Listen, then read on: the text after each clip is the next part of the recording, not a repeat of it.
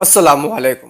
آج میں جس عظیم ہستی پر چند کلمات عرض کرنے کی سعادت حاصل کر رہا ہوں وہ نہ صرف اسلام کے پہلے نوجوان مسلمان، فاتح خیبر اور شیر خدا کے لقب سے مشہور ہے، بلکہ علم، عدل، شجاعت، عبادت اور تقوی کی ایک عظیم مثال بھی ہے۔ جی ہاں، میں بات کر رہا ہوں حضرت علی ابن ابو طالب رضی اللہ عنہ کی۔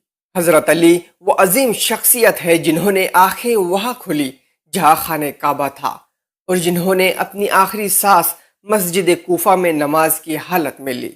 ان کا آغاز بھی عبادت اور انجام بھی عبادت۔ برادران ملت، اگر ہم شجاعت کی بات کریں تو میدان بدر، احد، خندق اور خیبر گواہ ہے کہ علی کی تلوار ذوالفقار نے ظلم و باطل کو ہمیشہ کے لیے شکست دی۔ نہ کوئی جوان ہے علی جیسا، نہ کوئی تلوار ہے ذوالفقار جیسی۔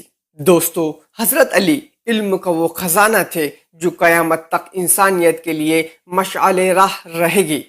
خلافت کے دوران حضرت علی نے جو عدل قائم کیا تھا وہ آج بھی بے مثال ہے۔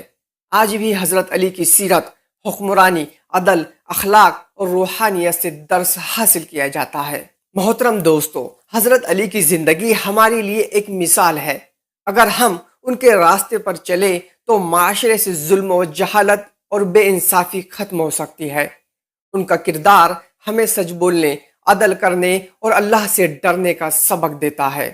اللہ رب العزت ہمیں حضرت علی کی سیرت پر عمل کرنے کی توفیق عطا فرمائے۔ آمین یا رب العالمین۔